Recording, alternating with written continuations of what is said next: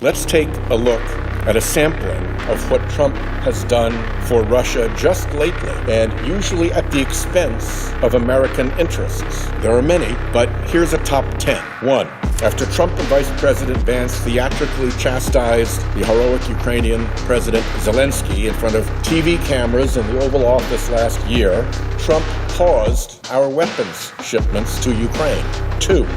In July, during the worst Russian bombing campaign of the war until that point, Trump paused an already funded weapons shipment for Ukraine, including the Patriot interceptors that protect civilians from Putin's savage attacks. 3. That same month, Trump's Treasury Department stopped imposing new sanctions and closing sanctions loopholes, effectively allowing dummy corporations to send funds, chips, and military equipment to Russia.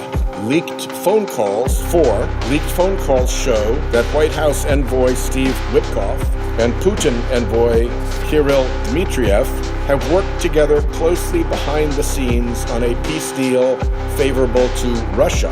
5. Last summer, Trump rolled out the presidential red carpet for the Russian dictator on American soil with a summit in Alaska that yielded, unsurprisingly, no gains toward ending the war in Ukraine. 6.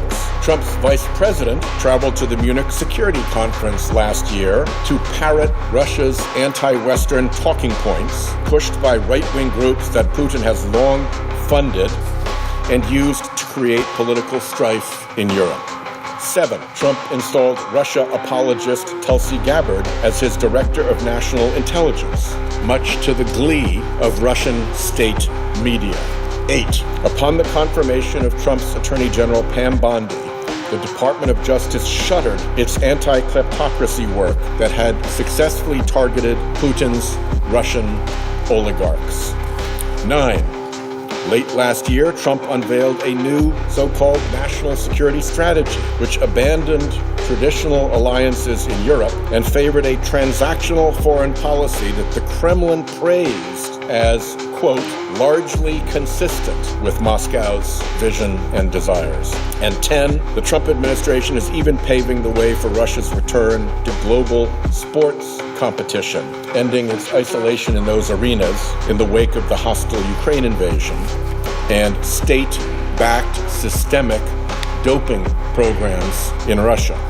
That's a top 10, but the list goes on. If Trump were purposefully doing Russia's bidding, it is hard to see what he would be doing differently.